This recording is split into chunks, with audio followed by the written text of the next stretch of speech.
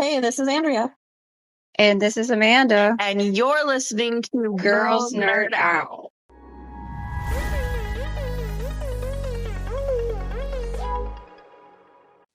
Hey everyone, it's Amanda and Andrea. Hey.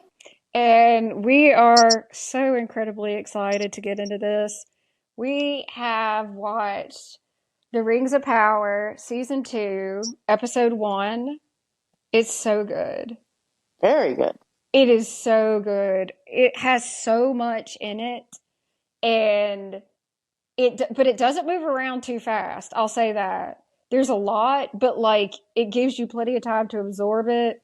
I think season 2 is going to be so much better than season 1, and season 1 was good. It had a lot of good, but I think season 2 is just going to be off the chain. I really do.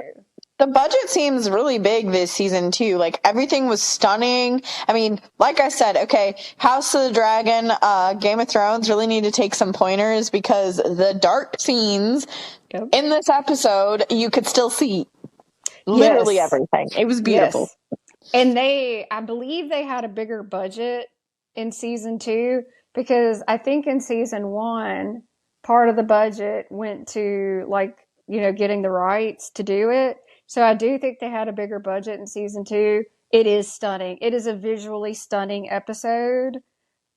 The colors. It's something about the colors. It's just beautiful. Even if it's like dark, it's beautiful. The outfits, the hairstyles. I mean, even what was she, a young, or what do they call her? The peddler in the beginning. Yeah. She even looked good, even though she's a peddler. So it's just weird. Yeah. And cool. And great. And you're right. The costuming is better. And the costuming, it fits with whatever the background is. I don't know. There's just like an ethereal vibe to it that I like a lot. It definitely gives magic and it definitely gives elf, and so I'm for it. Definitely. Well, speaking of elves, the title of the episode is The Elven Kings Under the Sky, which I'm sorry, but the titles are better so far compared to House of the Dragon. Oh, yeah, man. Look, I don't know what that was with House of the Dragon and their inability to give a decent title, but it became funny the longer it went on. Like, damn, man, y'all had time to plan this. Like, it would have no title, and then it would get a cruddy one, like The Small Folk. Like, it's like, come on, man. Try. That's all we want is you to try. Okay, so we jump right in to very interesting things. Love that. That definitely keeps your attention. Okay. Oh, I did write down a question I wanted to ask you. Okay, so Elrond is not a fan of the rings. No. And I think that is true to character. I think that is very well done.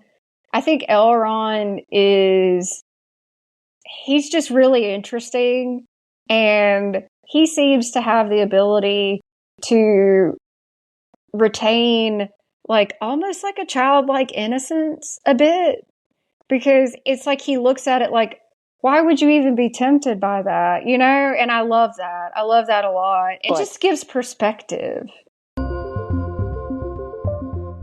We see orcs, and do you want to talk about the new form of Sauron that we've now seen? So it's like a flashback, basically.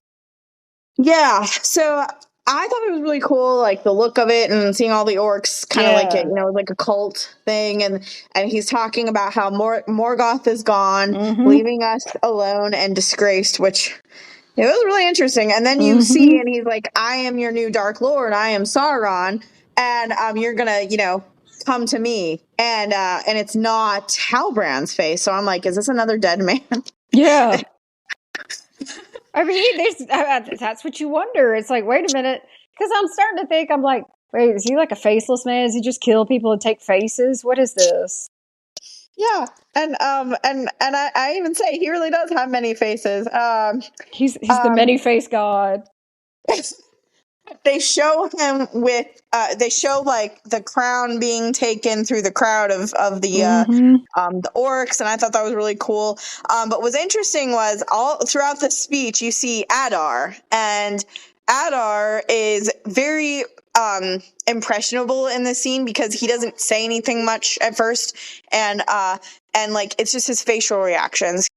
Sauron is just supposed to be all evil, like before, like that's what we thought. And this is very, very interesting. I assume this is like right after Morgoth is defeated and they regroup. Okay, so you're watching Sauron talk, but at the same time it cuts over to Adar. Yeah. And Adar, what he does, he watches. Mm-hmm. And he's very observant. And he's trying to, you could tell he's really trying to figure out what this is.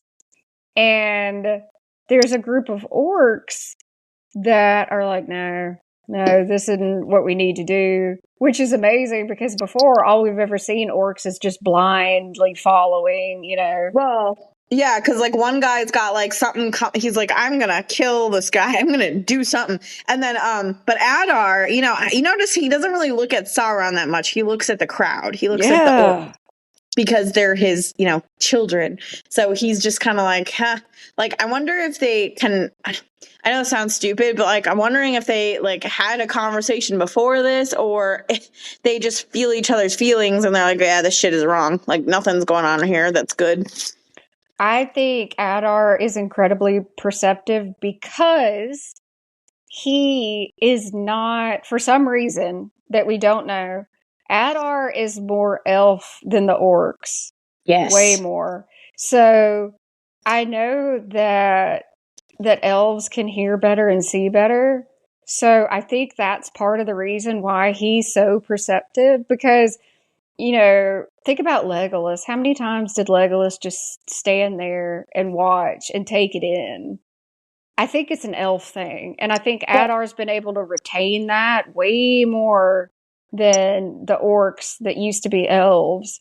And I think he was feeling it out, like seeing what everybody was agreeing with. Well, even some of the stuff that Sauron was saying, like the look on his face was like, "What gives you the right to come in here and talk like this?" Like it's just giving like, "What are you doing?" And by the way, the place that they're at is, I think you say Forodwaith. I'm not sure if that's how you say it right, but it's really cool looking. They show like it's like a mountain looking thing. It's part of a mountain range, I guess. And it's a name of both a region, and it's like also known as the Northern Waste. And apparently it was created after the War of Wrath, when most of the Iron Mountains was destroyed. It's very cold after that, and we see that because after Sauron and everything, it became, well, I think it looked cold before it anyway, but it looked cold and dead, but it was still cool. And apparently some dragons fled after the war and came here, multiplying over centuries. So I was like, man, can we see a dragon just a little bit?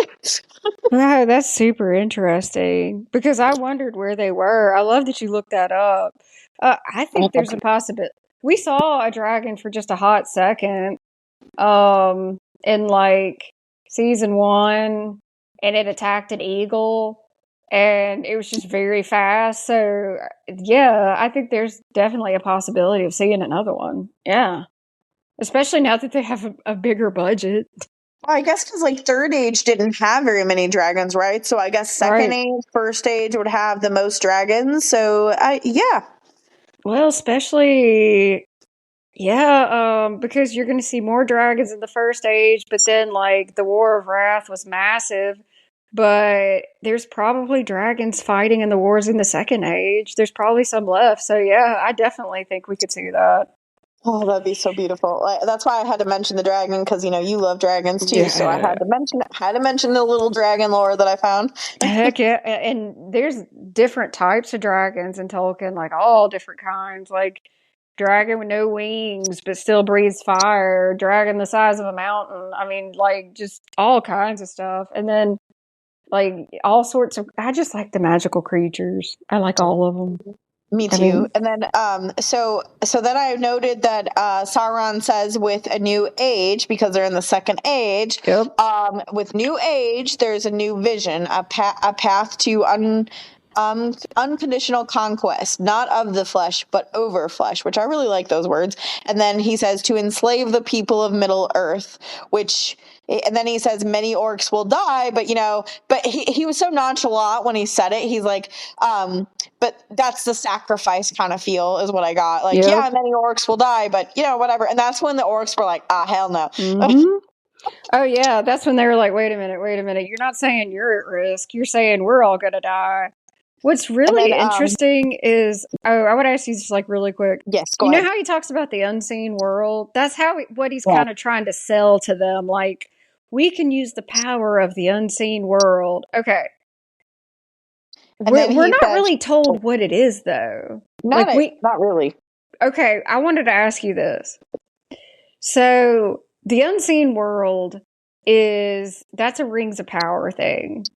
But Yeah. I wanted to know if you thought it might be this. Okay, so in the Hobbit film, when they fight Sauron, and it's everybody. It's before Saruman is different, and you got Gandalf, you have Galadriel, Elrond, and when Galadriel and Sauron go one on one, like she tells him go back to the shadow.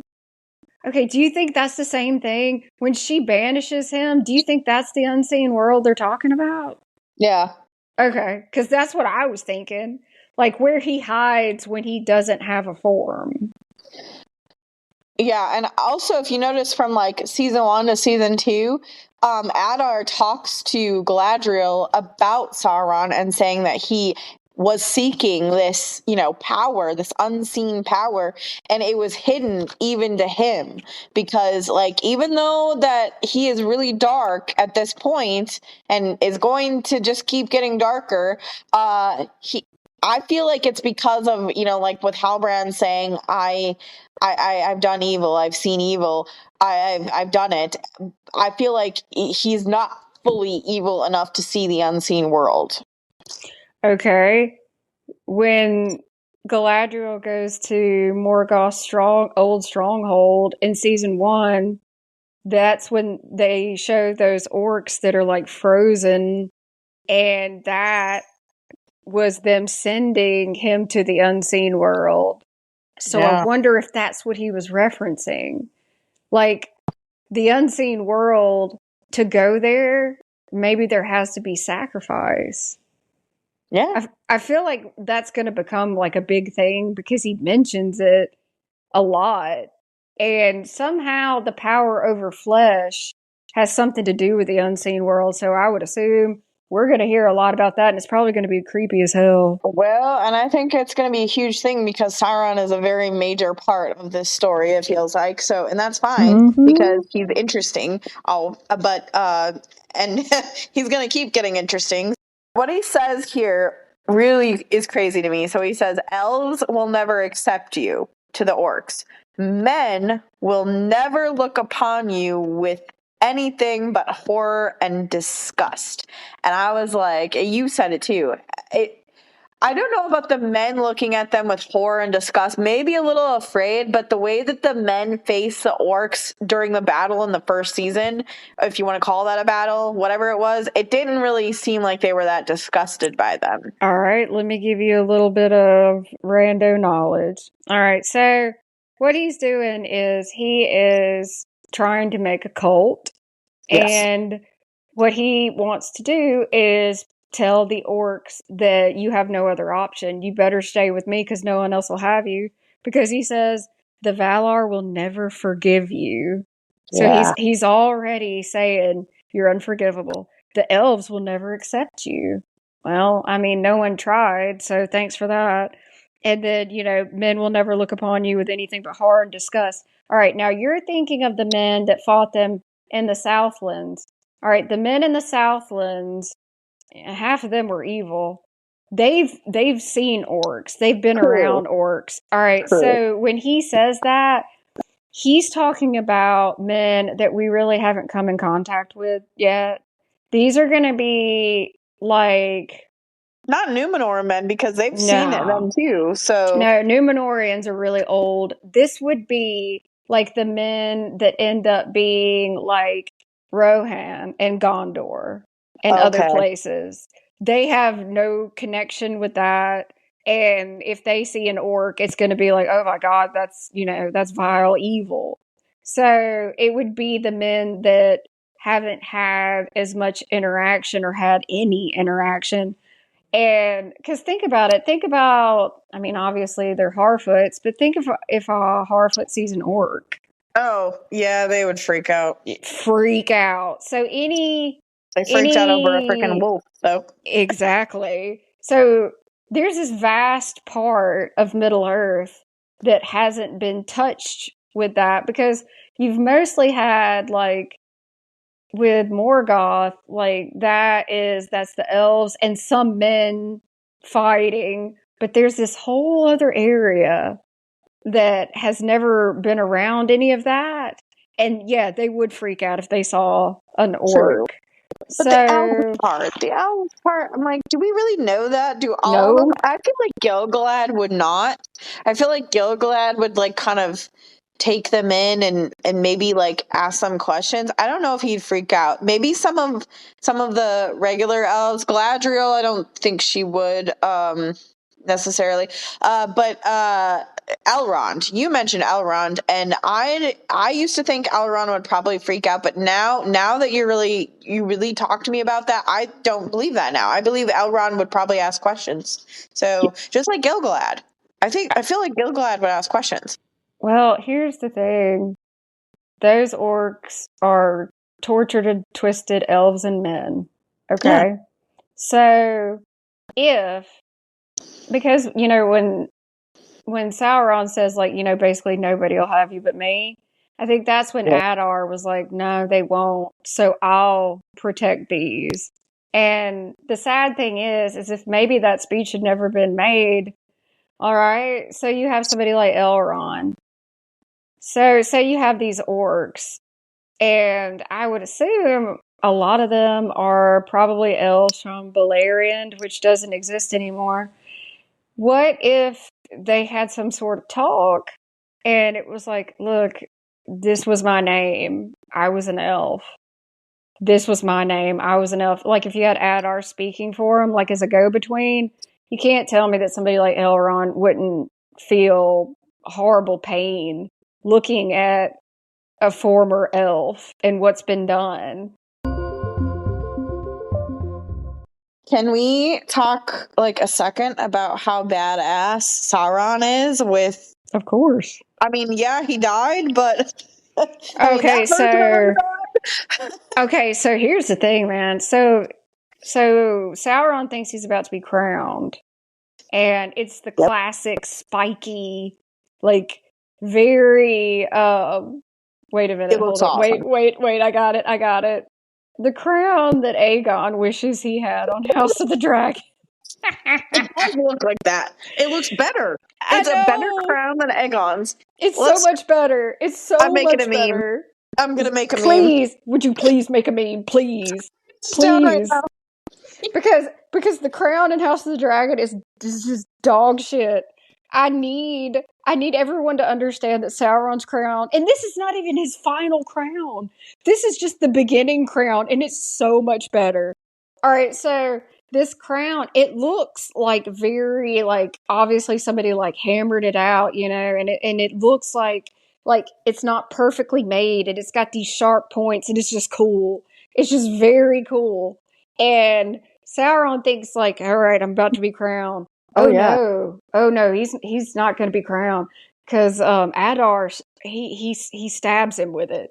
Well, before that, he says, "All hail Lord Sauron, a new Yeah, Dark Lord." The fact that so this is what I wrote. Before I knew that Adar was going to do what he did, I should have expected it, but I was like, look at the orcs. The orcs are like actually listening to Adar, and they're like, yeah, I guess all hail. And then all of a sudden, he just points the crown a different way, and he stabs them, and I'm like, holy how did I I not expect know. that? I Well, should have. nobody expected it because like you're just looking at this cool crown and it's like, oh, he turned that into a weapon. Damn. And let's just say that then Sauron goes to his knees, and then they all attack him. Yeah. And it's pretty graphic. It is. He gets stabbed a lot. He gets stabbed a lot. I mean, he fights. He does, and he's powerful. So that's why they kept going at him, because he's not just like a regular dude. And Bleeds out, which is really insane. He does. He bleeds out, and like the orc blood that we've seen, and actually, like in Lord of the Rings too, it's dark, and Sauron's got this like dark blood, which makes sense. Well, and but some of it's like kind of reddish, and then some of it's kind of darkish goo. Well, and I was kind of curious because, when he dies, right? So Adar goes up to his body and like kicks him, and then something happens, and like his soul or magic or whatever totally like leaves his body and takes. It just destroys, like, whatever. It makes everything cold. It shows how powerful he is. The amount of, but like it showed to me, like the amount of stabs it takes for him to die, and then all the damage afterwards, and then everything turns to cold. I don't know. Like, that was crazy to me. And then seeing the blood seep, so I was like, so is it the soul leaving the body that really makes him like go to something? It's obviously the blood. So the blood seeps down, and then he becomes this like messy goo thing.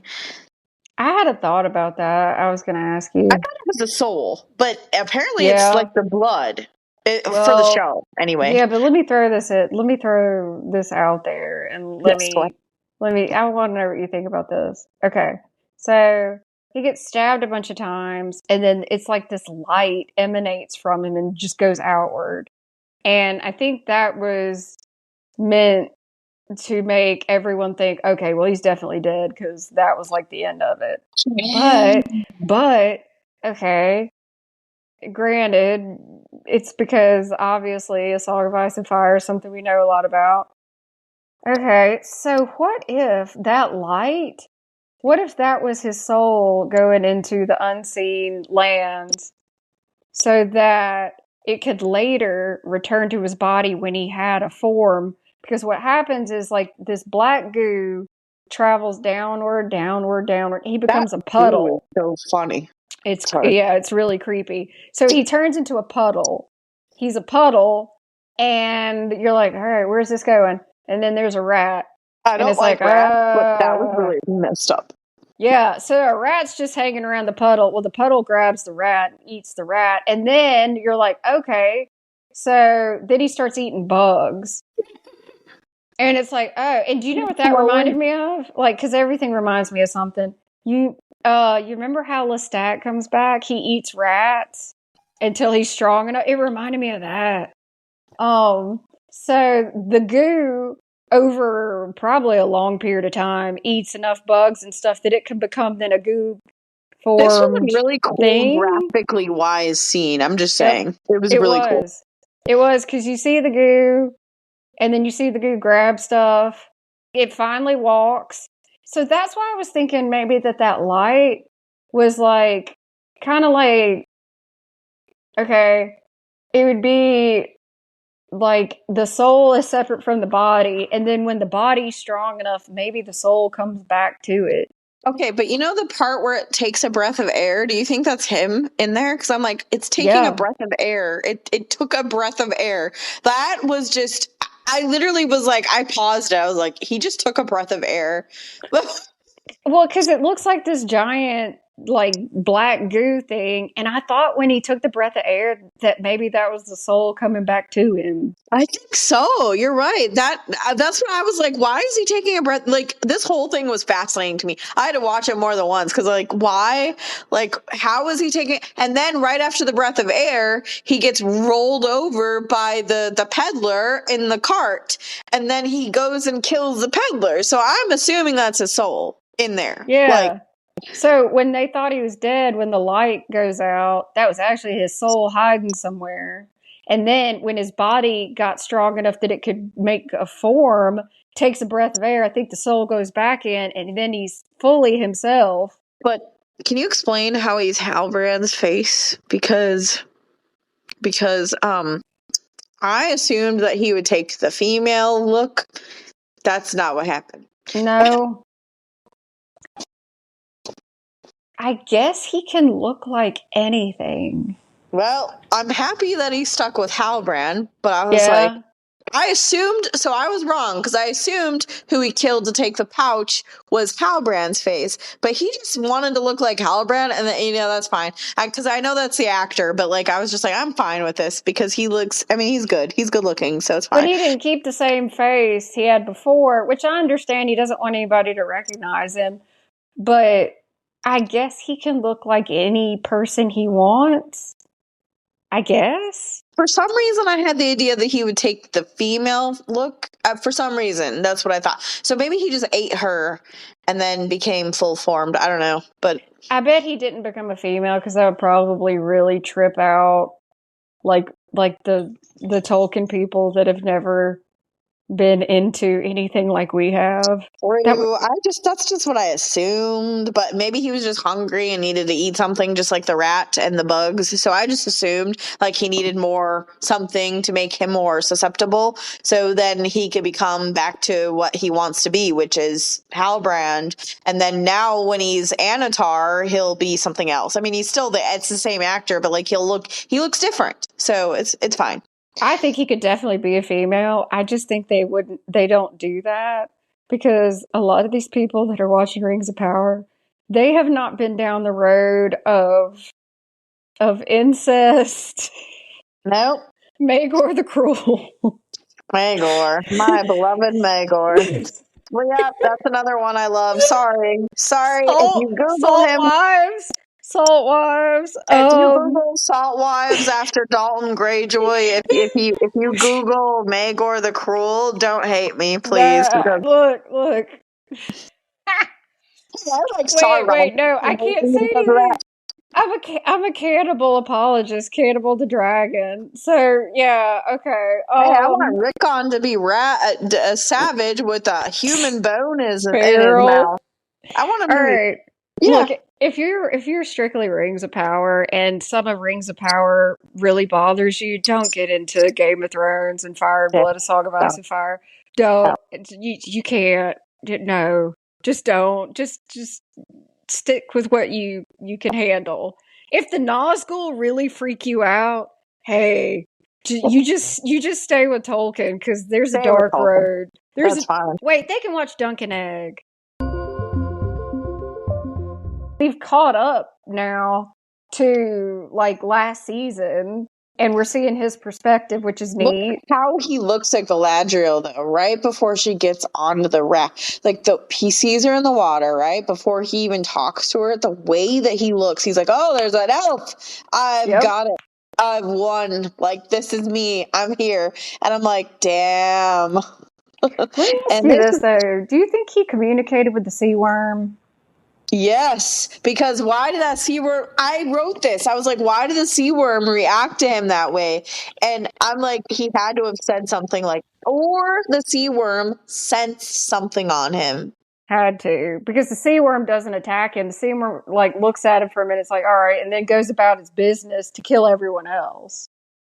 It's really cool. Yeah, it's pretty cool. That was a very well done scene. And by the way, beautiful lighting in the ocean, even though it's dark. Anyway. Yeah, take notes, y'all. Take notes. Anyways, shut up, Game of Thrones. Don't ever show me the long night again. Oh, God. That doesn't exist. Sorry. All right, so we had that. Now we understand how he ended up on a raft, which I thought was really cool.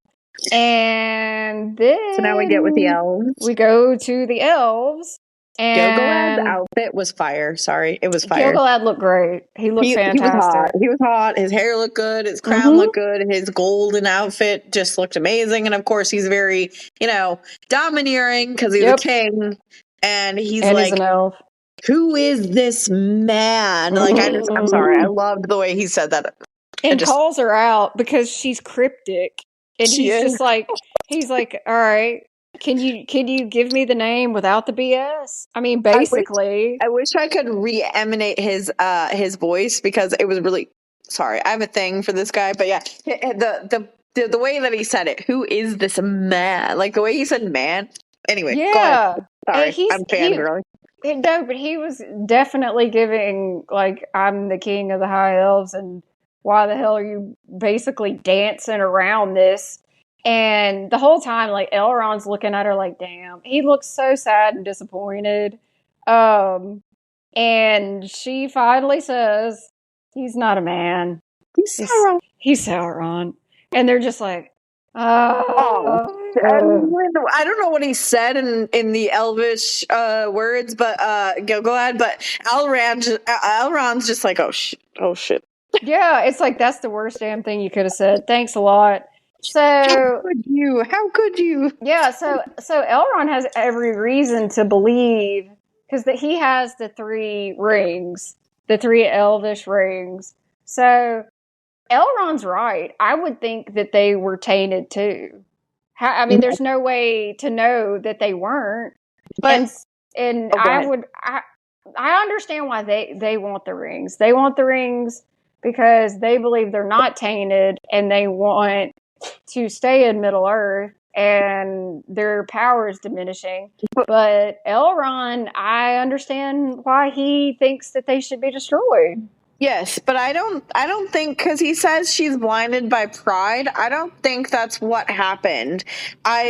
She was manipulated, like it's very obvious from the very beginning. I didn't think he was at all. Like maybe I was blinded too. I don't know. But I'll be honest with you.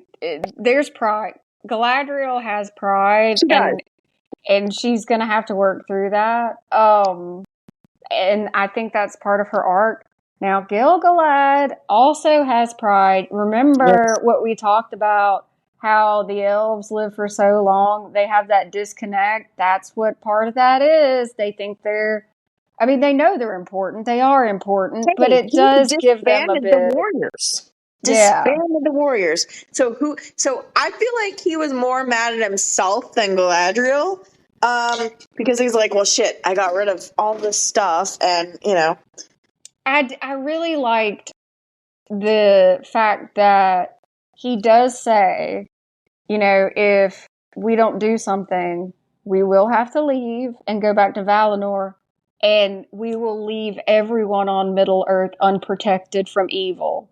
I'm really glad he said that, because that made it very clear that the elves want to stay because they know they're powerful, and they know the other types of creatures on Middle Earth aren't nearly powerful. Ate at Elrond. If you really notice it, that ate at Elrond, because he was like, yes, I know I'm risking this.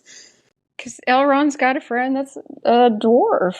I mean, so that's what he's thinking. He's thinking, if the elves diminish, I gotta leave, and then that leaves my friends, who he knows that there's no way to fight Sauron without the elves. There's not enough magic. Also, Elrond and Galadriel fight like siblings. She's actually his stepmother. They don't say, but it's just cute. They don't say that though. I kind of wish they would. I can't really hear very well, so I had to have my subtitles on. And when they started talking in their language, it said Sindarin. So whatever language that is, if that's Sindarin, it's very pretty. Okay, I just have to say that. That's what kind of elves they are. It's very pretty. Very pretty sound. There's Sylvan elves, and those are Sindar, and there are many, many types of elves, and I don't even know all of the types, but there's a lot. That all 3 of them speaking in that language, especially Gil-galad, very pretty, very, very well done acting, just fantastic. Sorry, I just have to say that. I agree. The type of elf is based on their response of if they went back to Valinor. Makes sense. There's the elves that never went, that said no, and those are the Sylvan elves, like the woodland elves. Then there are elves that started the path and didn't finish it, and I don't know what type that is. There's more than one. And then you have the elves that did go back to Valinor. And so the type of elf depends on what part of the journey they completed. I do know Yeah, that. But that no, makes sense. I can't tell you every type of elf. And No, I some know of there's I a don't even know lot. how to say. But okay, so um So I thought that oh Elrond would throw the rings because Elrond wants to get rid of the rings, he wants to destroy them. So that's what I originally thought. I was like, okay, he's going to throw them. But then I was like, wait, no, that doesn't seem like Elrond. And it definitely wasn't because he definitely like tossed himself off the cliff, that made more sense. That's definitely something he would do. definitely, because Elrond wouldn't assume either way. He would want to know 100%. So what does he do? He jumps and he goes to see Círdan, Mm-hmm. who I looked up to make sure, just for, or it's Círdan. Círdan. All right. When I say it like multiple times, that's for Tolkien purists that are probably like cursing under their breath right now.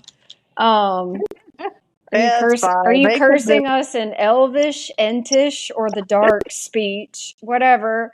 But all right, so Círdan is the oldest and wisest of the elves, and that's where Elrond goes, which makes perfect sense because I just Elrond is have a awesome. question before we get into him, because before that is like the Adar scenes.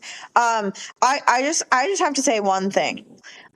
Did the elves not know what Sauron looked like before this? Because like he has many faces, so like they They talk. fought Morgoth. Sauron was under Morgoth.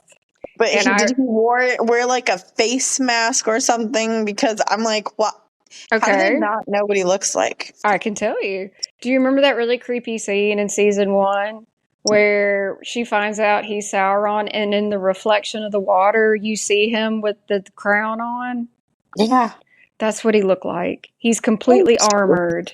Thing. He's completely Okay. armored, and that's all they know is that he is the one with the really tall crown that is Right. totally armored, and they've never seen his face because he's always been armored because Well, he they're looked hot in the fighting. armor. I'm just saying, I would have been his queen. I mean, we know that, and we also know that And he looks better than Aegon with his armor I keep from saying the offhand Valyria, stuff, but yeah. His Valyrian armor. Jesus Christ! All right, Oh, okay, so Mordor is gorgeous. Can I just say, Mordor is fucking gorgeous. Like the mountain and the everything bursting with the lava coming out. Everything is beautiful. you know you're not supposed to think that's pretty, right? Like we're warped. We are I warped. am allowed to think whatever is pretty Yeah, because I have evil side to me apparently. So. it's not that. It's just where look, the Doom of Valyria, and then we're used to like Dragonstone, and it's got the dragon mount behind it, and we love that. So in this world, though, we're not supposed to think that the volcanic mountain is pretty, but Well, we it was do. stunning. Well, It was but we stunning. associate that with dragon eggs hatching. It's not our fault. I'm sorry. It's And not our fault. also, Waldrag, I feel like is the hand of the king right now. So he's like, Jesus. bow to Lord Adar. I know he wants to say King Adar, but he says Yeah. Lord Adar. And if you don't bow, you get glutted or whatever. You Yep. get stabbed. So I'm Yep. like, okay, you're like the hand of the king right now. And he acts like the hand of the king most of the episode. So He does. He does. And cool. so we have Halbrand, and Oh. he had on the pouch with the symbol on it. So everybody's like, okay, here's the king of the Southlands. And so all the men have a choice. You can either like bow to Adar, or they say work this land well and you'll be fed well. And if you bow to Adar, you get fed, but you also get branded. Fun.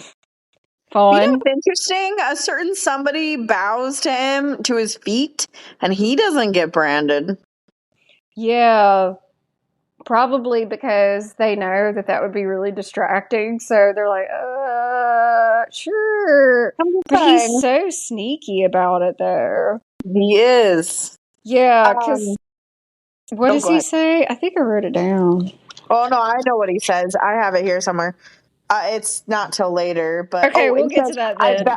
yeah. Sorry, I thought it I was know in what he this says. scene, but no, he does it in he He does it even in a bit. smirks afterwards, and I'm like, oh. Yeah, that was actually really cool. I So wonder if that was scripted or if that was just him. I have to look that up. I don't know. Hold Charlie on. Vickers is really talented. I'm sorry. He's a beautiful man. Anyway, okay.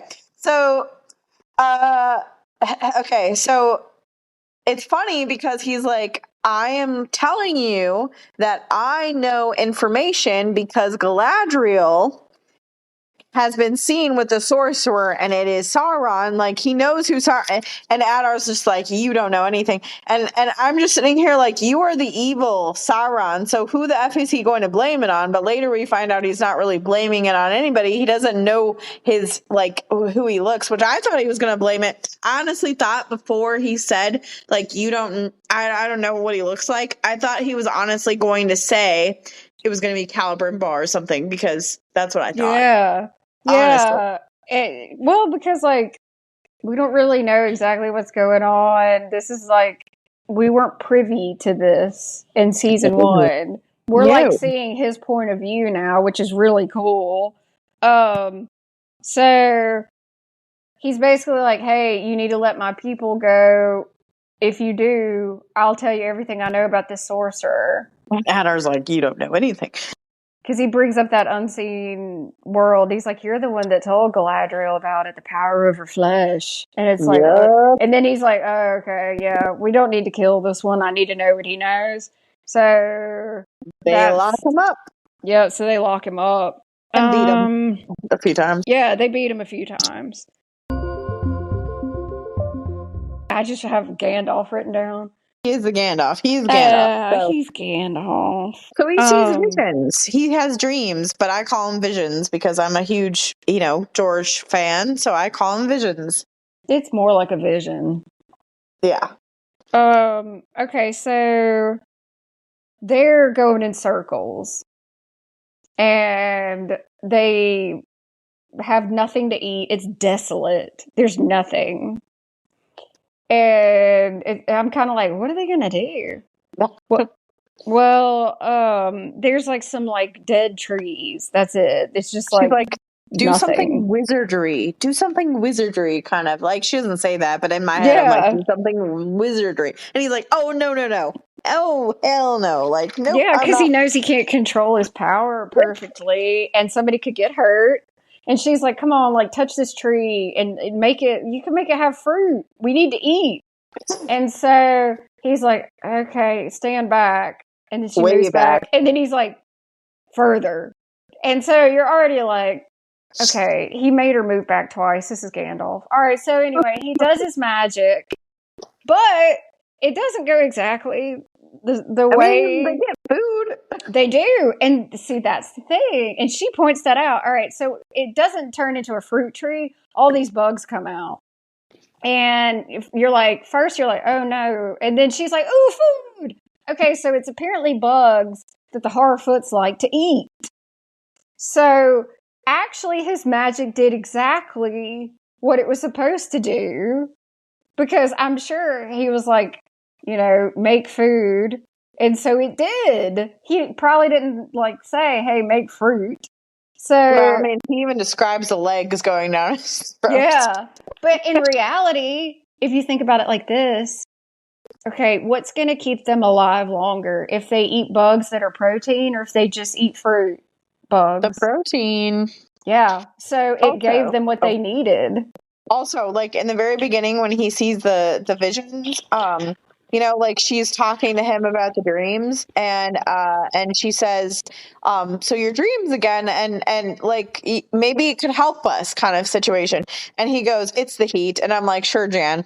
Yeah. Sure, Jan. Just be open about your dreams, please. That's all I have to say. I think he's worried anything that he has is going to hurt somebody.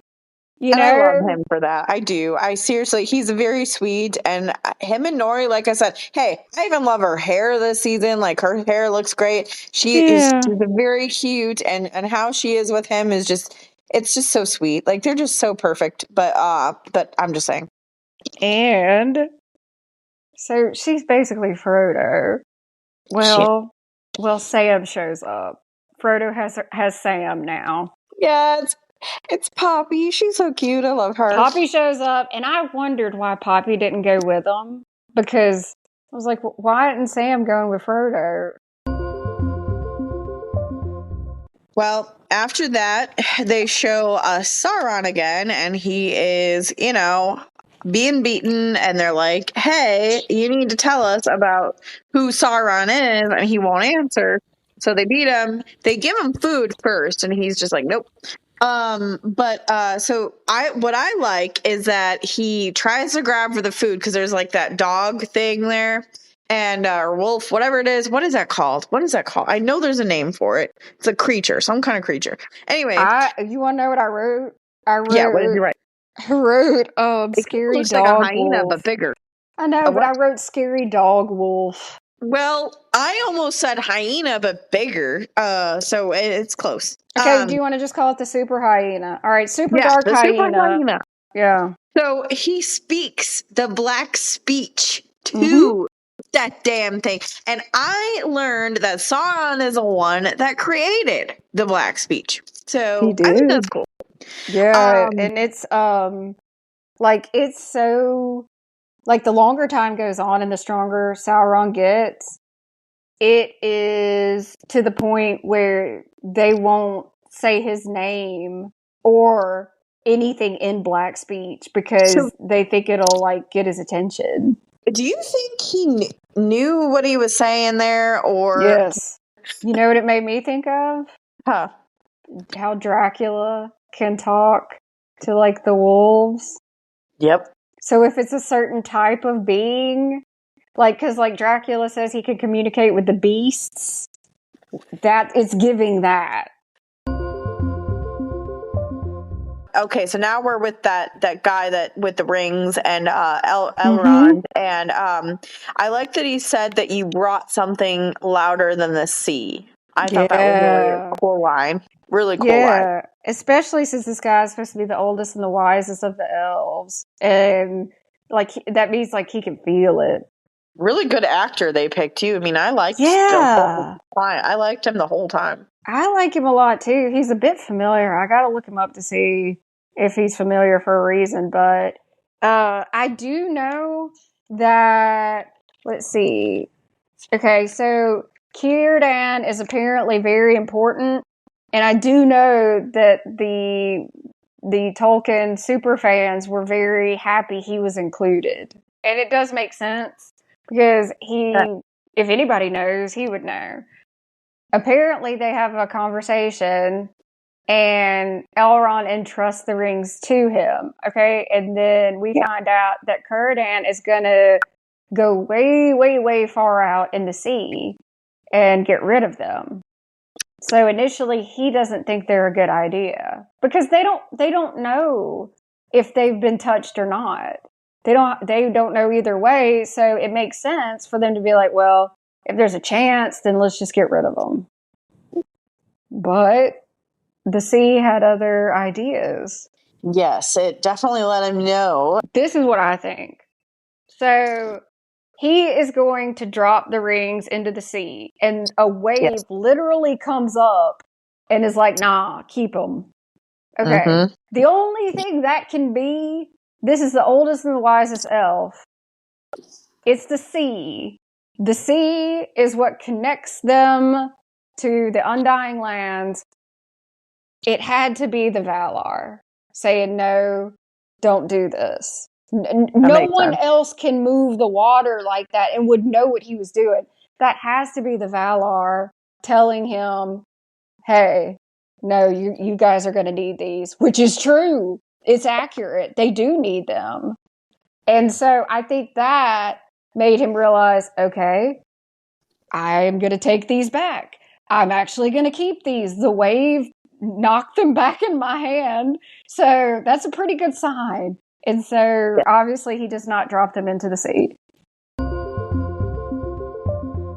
So after that, we see the stranger, Gandalf again with Poppy and Nori, and they find out that there's like songs and maps and Sadek's books, and the songs are like a way of going. Like I feel like they've seen these lands before, which I thought was really cool. I can't remember exactly the names of the songs. I should have wrote them down, but I thought that was really cool. And so the songs are directions, and they do find the lands of Rune. Yeah, it's songs that they've sung like tons of times, sung it so many times you don't even really pay attention to the lyrics. Well, then they figure out, wait a minute, the words of the song, it's telling us where to go. And so they start singing the song, and then they start seeing the things that are in the song. And it's like, oh, that's really cool. And so it leads them there. And I thought that was awesome. Yeah, and I like how Poppy's like, why are you looking at it like that? And he's just like, well, how am I looking at it? And she's like you've seen it before. And he's like, well, I've seen it in my dreams. So I thought that was really poetic. I loved that. So then we see Sauron again, and he's lying down, and I like how he tells them that, hey, again, I know who Sauron is. I know he's with Galadriel, but he has taken a different form, but I don't know the form. And Adar is like, well, what use are you to me? And he's like, well, hey, you let me go. I am good with the elves. I will go over there and I will see what's going on, kind of thing. And I thought that was very interesting. And they're like, yeah, sure, but you have to bend the knee to him. And I'm like, knee? He's on his freaking back. He's on his back. He's been beaten so many times. It is what it is. So he does bend the knee, kind of, and then Adar's like, no, your head at my feet. Yeah. He's like, that's not good enough. I'm like, whoa. And then he says, this is what he says: I vow to serve the Lord of Mordor to the end of my days and his. And I was like, oh, like that's a telling sign. I think that's foreshadowing something. I think he's gonna end up killing him. Yeah. But he never says Adar. Nope. He just says the Lord of Mordor. And he considers himself the Lord of Mordor. And then he has, like Adar has somebody follow him, right? And then so Halbrand leaving, and then Weldrag is in his dungeon, and he's saying, I forget exactly what he's saying, but he like kicks something, and he knows it's really heavy. It's the collar of the dang dog. And the dog kills him, and I'm like, well, and then you see Sauron smiling. Yep. Because he talked to the dog and was like, hey, this guy's going to come in here. Why don't you eat him? And the dog's like, okay. So Waldreg's gone. Bye-bye. And Sauron is on a horse leaving. He's like, bye. And he has that smirk again. So this part of the episode, the very end, is probably one of my favorite parts of it overall. I mean, I love Sauron, I love Galadriel, I love everything, but hearing Gil-galad singing was beautiful, and seeing he has a very nice singing voice, and then I mean, it was very powerful. I was like, wait, he's singing. That's him singing. And because I know his voice, I'm obsessed with this guy too, just so everybody knows. Do you know what people call him? What? They're calling him Gil-gadaddy. Oh, he definitely is. I can't believe I haven't told you that. I think it's Gil-gadad or Gil-gadaddy. Gil-gadad. I'm going to call him that now because he definitely acts like a dad. Like I said, he acts like a dad of Galadriel and but dad. They ain't talking about that kind of dad. They ain't talking about that kind of dad, though. They talking about They're talking about your kind of dad. That dad. Oh, okay, I'm fine with Gilgadad. that too. I'm fine with that too. Yeah, so go ahead. He's Gilgadad. Go ahead, girl. Gilgadad. Okay, Mm-hmm. Gilgadad is hot. I mean, Mm-hmm. he's got like this really awesome singing voice. Like I said, this boy is a Georgian boy, and he's hot. Mm-hmm. Okay, anyway. Well, there's a reason he's got a name. He's Gilgadad. So we have Círdan returns Yes. because the wave told him, you better take those. And so he is there, and Nenya is the silver ring that has a clear stone. It falls, and it shows it slow motion. It's really cool, and it falls to Galadriel's feet. I thought And that was awesome. it's awesome because, like, everything that happens with the elves, they're connected with the Valar. So that's not just a ring falling. That's a ring falling for a reason. And it really makes you think about how the reason they entrust Frodo with the ring, even though he's a little hobbit, is because they're like, you've been chosen as a ring bearer. Like, they fully believe there is no coincidence. And they have a right to believe that. I mean, they're connected with the Valar. So everything like that does happen for a reason. So nobody questions it. When it falls to Galadriel, she picks it up. No one has a problem with it all, except for Elrond. He looks nervous as hell. And she puts the ring on. And I thought it was really cool because everybody, but obviously Elrond, is looking like, okay, the ring picked her. That's her ring. So I thought that was neat. And Elrond is very stressed. It's plainly written all over his face. He's stressed as hell. Can I say how beautiful she looked in that scene? Like it was like the bluish grayish color, and her hair. Yep. It just, and then so when she puts on the ring, that's when Gilgadad Yep. put on his ring, Yep. and then the tree just, everything just everything was beautiful. Yeah, so we have Nenya with Galadriel. Okay, so Círdan has the red ring. Yeah. Right? And then Gilgadad has the blue one. Yeah, I'm pretty sure I'm right on that. And since all three elves have all three rings on, then the tree heals itself. Not only heals itself, but then it just glows, and that scene was beautiful. So Galadriel's ring is water, and Gilgadad's ring is the blue one. That's air. And then Círdan's ring is red, and that one is associated with fire.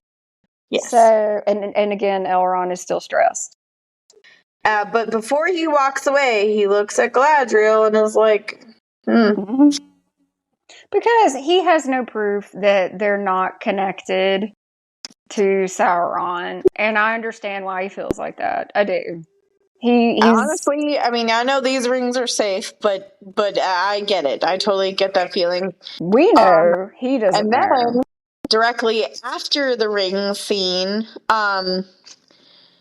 we see Celebrimbor, and he has his new forge, right? Sure his does. brand new forge. Big. Everything is beautiful, and then this cute little, I forget her name, Miranda, I think her name is. She's like, "Hey, there's a messenger from the Southlands." So if you remember when you see Adar again, there is a messenger from the Southland King, like the Southland King wants to talk to you. He wants to negotiate.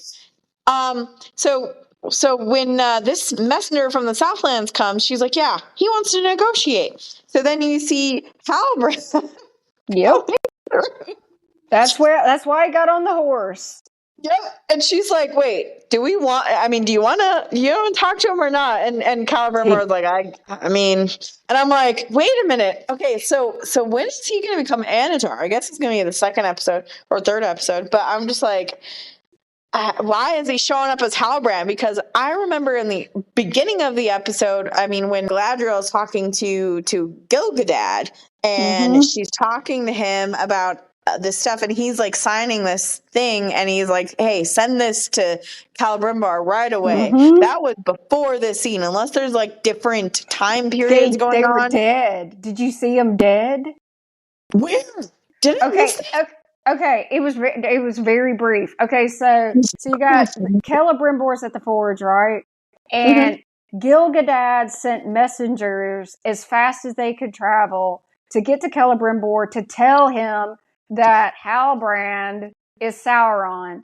And so when Halbrand shows up there, it cuts, and you see the messengers that Gilgadad sent, and they're dead. I missed that. They're How all did dead. I miss that? They're all dead. I don't know how Sauron knew, but he killed them. So Celebrimbor does not know Halbrand is Sauron. It might have been right before. How much you want to bet it was literally right before? But like, how did he know what they were doing? I guess he's intelligent. Yeah. He would have known that they would have been like, trying to warn him. I'm so mad I missed. Now I'm gonna have to go back and look. I am It's so real mad that I fast. missed. Look, I'm a huge fan of him, so I have to look. Yeah, he did. He killed them. It doesn't show. It just shows them dead on the ground. So it's like, that really kills me. That kills me. So they almost got there. I mean, it gives the impression that they were probably pretty close. I'm still going to defend him. I don't care. It's fine. Other people do too. You're not the only one. It's all right. Of the first episode, that was a lot. It was good. There was also a trailer that was a lot too. A lot is happening in this trailer. Yeah, I think the next episode is going to have just as much as the first one. I really do. I can't wait. I think it's going to be really good. I'm excited. As always, it's Amanda here to say thank you to all of our listeners and to ask that if you liked this week's episode, leave us an honest rating. And if you'd like to continue the discussion, please feel free to comment on our post over at our Girls Nerd Out podcast account on Instagram. If you're interested in buying any of our merch to support the podcast and so that we can continue to release weekly episodes, then check it out over at girlsnerdoutpodcast.com. Our podcast logo was designed by Chairman Bilal over on Fiverr.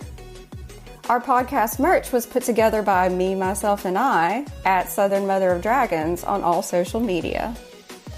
If you're interested in my personal merch, check it out at southernmotherofdragons.com, and the designs for that merch were put together by Ryuchi Studios on Etsy after an in-depth back and forth discussion with me to find the perfect merch for me and my loyal supporters. The music played while I tell you about all the ways you can support us and the production of the podcast is Kawaii Girl by Pumpkin Pie. Thanks for listening. Hey, this is Andrea. And this is Amanda. And you just listened to Girls Nerd Out.